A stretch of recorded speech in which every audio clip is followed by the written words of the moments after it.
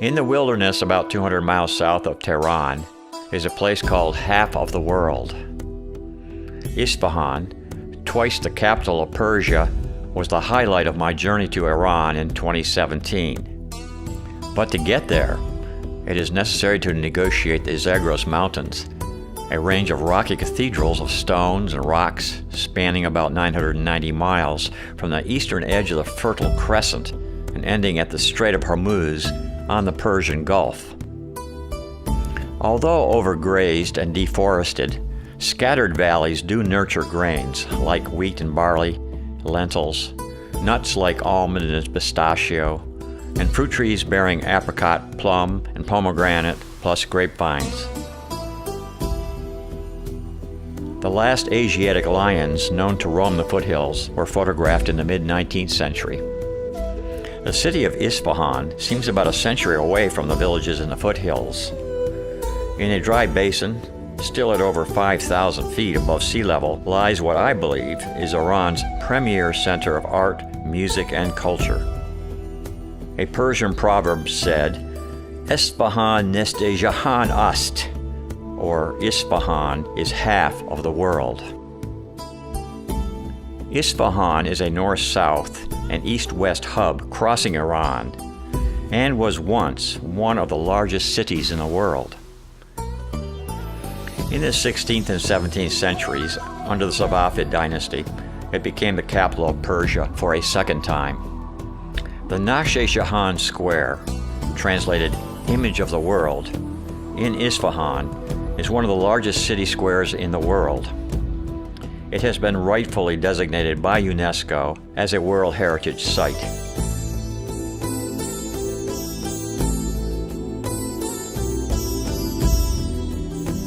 All of a person's needs, spiritual and secular, are fulfilled in or near this accumulation of communal structures and gardens.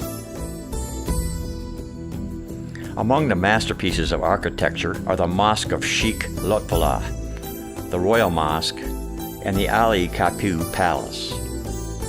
At the north corner, the Grand Bazaar swallows up masses of shoppers. The 10th century Persian historian Ibn al-Faqih wrote, "When the Jews emigrated from Jerusalem, fleeing from Nebuchadnezzar, they carried with them a sample of water and soil of Jerusalem. They did not settle down anywhere or in any city without examining the water and the soil of each place. They did all along until they reached the city of Isfahan.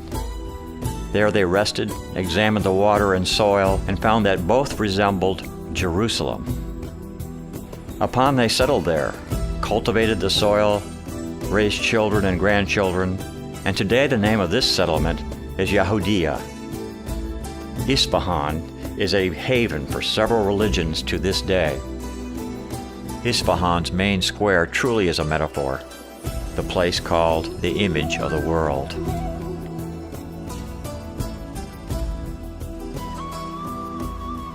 Reserves of petroleum are located in or near the southwestern foothills. Mining resources here have relatively direct access to the world transportation hubs through Hormuz. On the eastern side of the square, the Sheikh Lotfullah Mosque, completed in 1619, was built by the chief architect Sheikh Bahai during the reign of Shah Abbas I.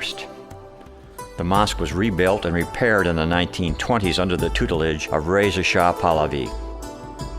Unlike the public Shah Mosque, or the Royal Mosque, standing on the south side of the square, Lotfullah was intended as a private royal palace of worship. It has been open to the public, however. The inscriptions on the dome is written by the famous calligrapher Ali Reza Abbasi in Toulouse and Nastaliq styles.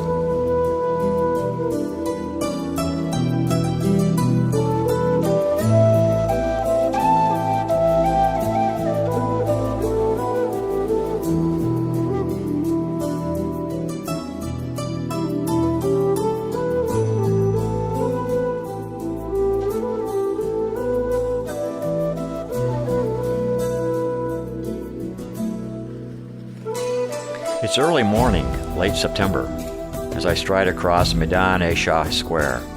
the massive royal square in Old Town Esfahan. I am struck by the soft light of the morning sun ricocheting off the palace, mosques, madrasa, caravanserai. All treasures created by architectural and artistic activities carried out from the 8th through the 20th centuries. A few tourists and clerics stroll alongside the sprouting fountains at this time of day. The horse carriages that normally give wheels to visitors who want them are being washed, and the horses are being fed.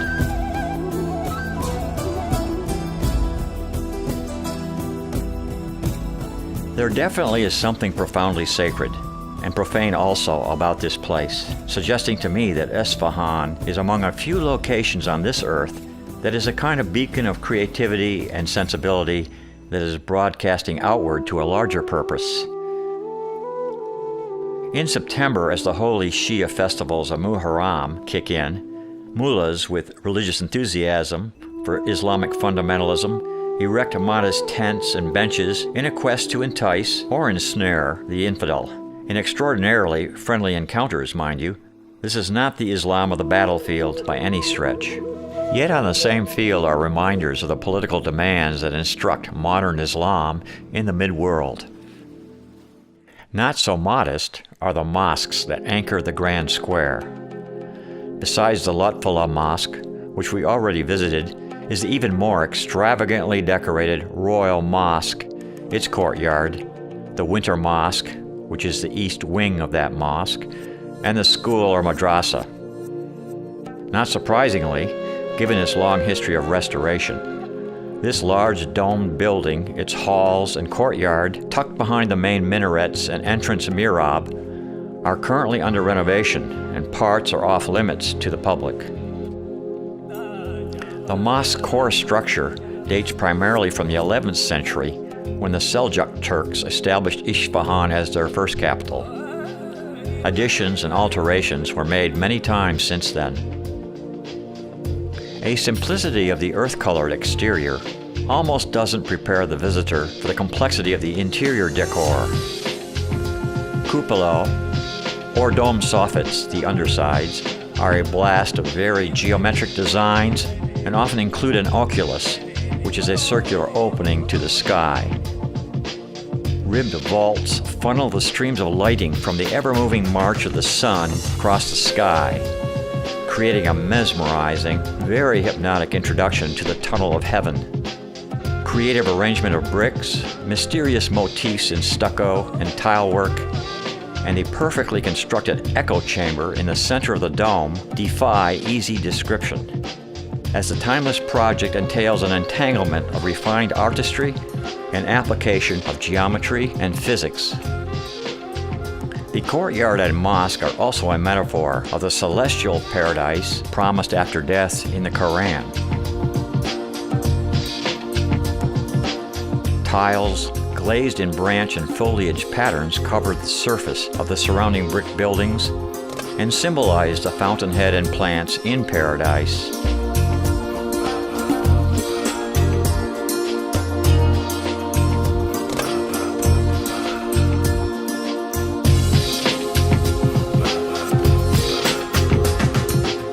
A domical ceiling, like others we have seen, shines like a kaleidoscope.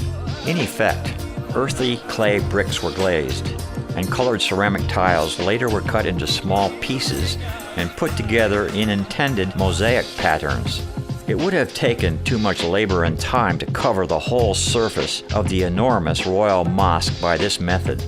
So, apparently, crafters invented a new method of depicting beforehand an arabesque pattern or figurative scene with polychrome glazes on each large-sized tile panel of 20 to 30 centimeters and set them in place.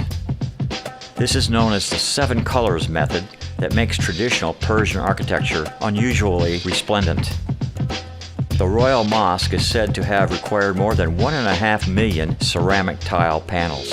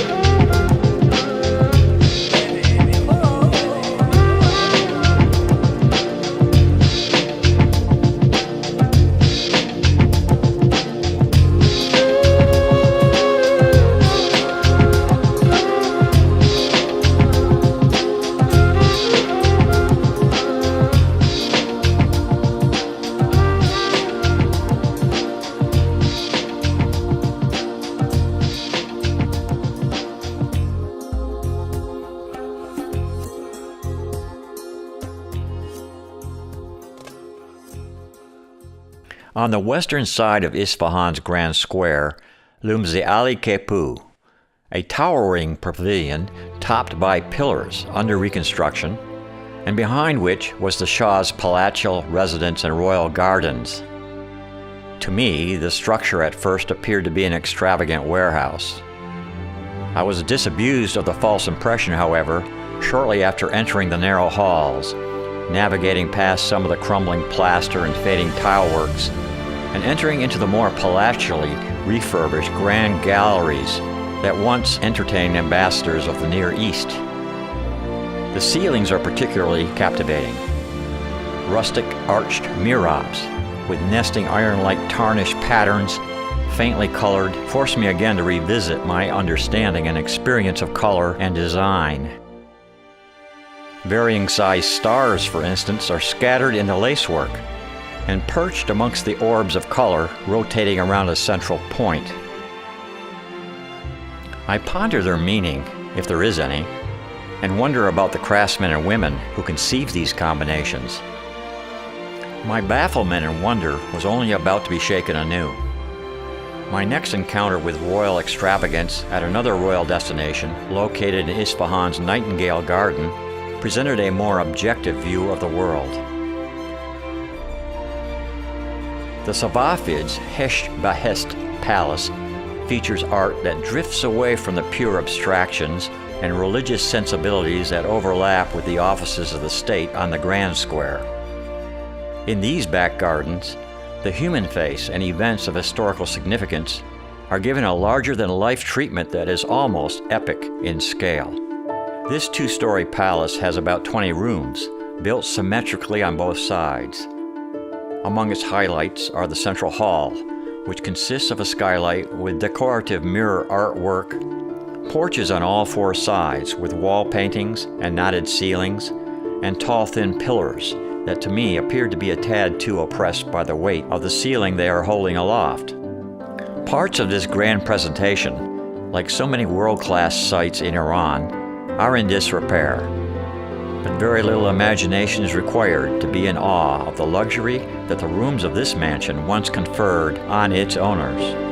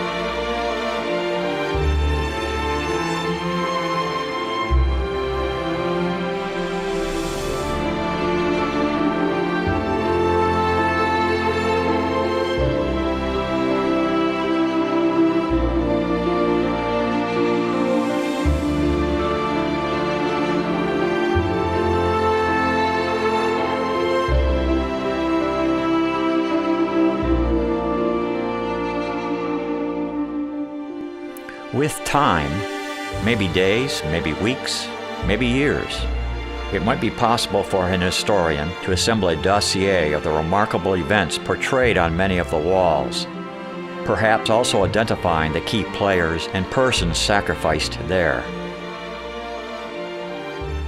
All the battles, conferences, and celebrations offer clues of a culture in retreat, but the details, persons with and without heads, heads with or without persons, beards, mustaches, weapons, fashions of men and women, are treasures beyond words for the modern citizen to protect and cherish. The past is also a plot for the present, and scheme that is an inspiration of what we call modern.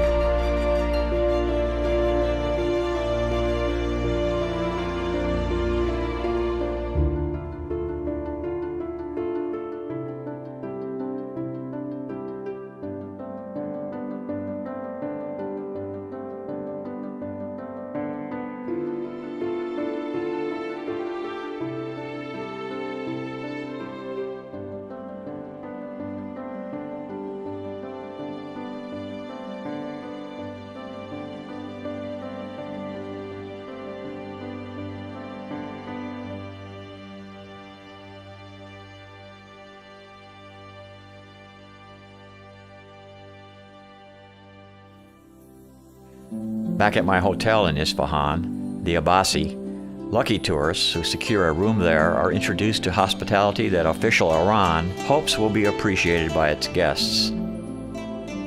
Its decor, courtyard, and ambiance are all packaged as palatial, and that is not accidental.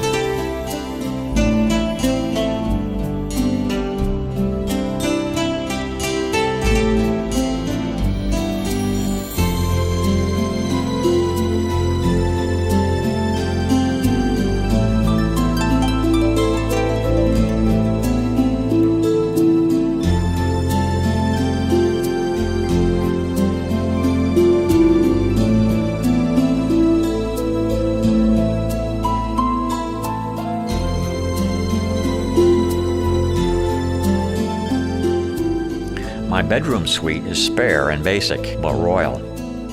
The morning buffet breakfast was another familiar treat as my journey was coming to a close. I noted a wall mural depicting all women and a single man, singing, dancing, and making merry in the glow of gold and turquoise.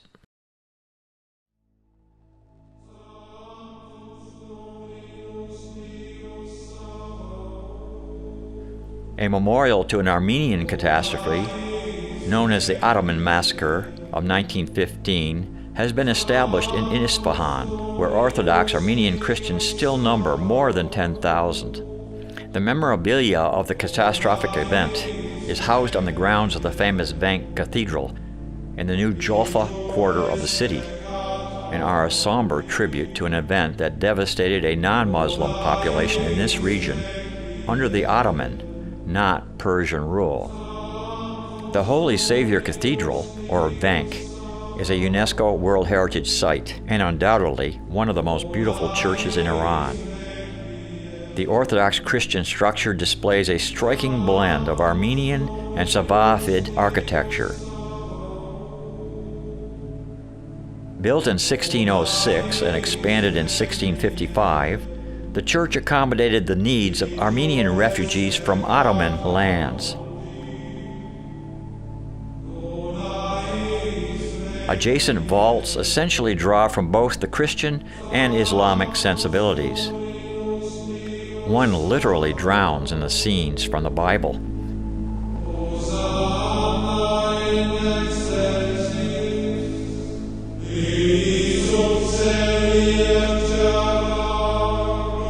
And the other blasts ornate colors with Islamic patterns all the way to the floor.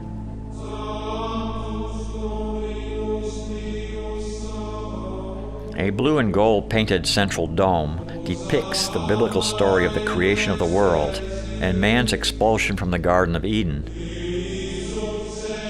A cherub's head surrounded by folded wings is a distinctly Armenian motif.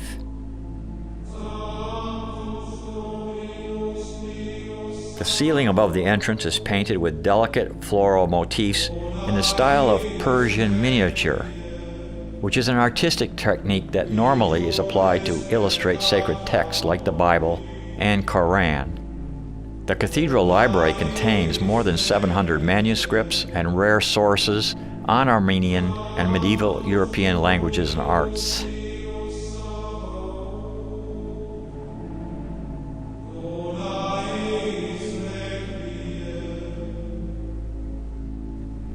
Two bands of paintings and murals cover the interior walls. The top section depicts events from the life of Jesus, while the bottom section depicts tortures inflicted upon Armenian martyrs by the Ottomans.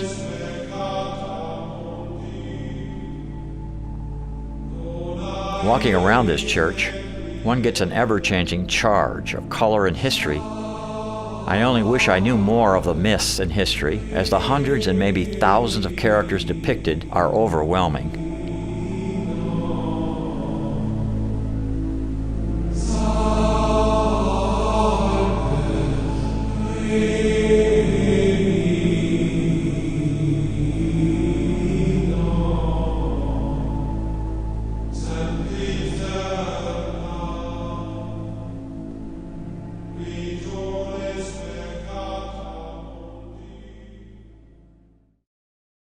After gazing on the battle of Christianity, detailed and depicted on cathedral walls as a dual-track adventure of biblical faith and cultural warfare, I leave the building and return to the Grand Square, where the tension of the book, that is, Islam's Quran, and of the streets and bazaar persists to this day.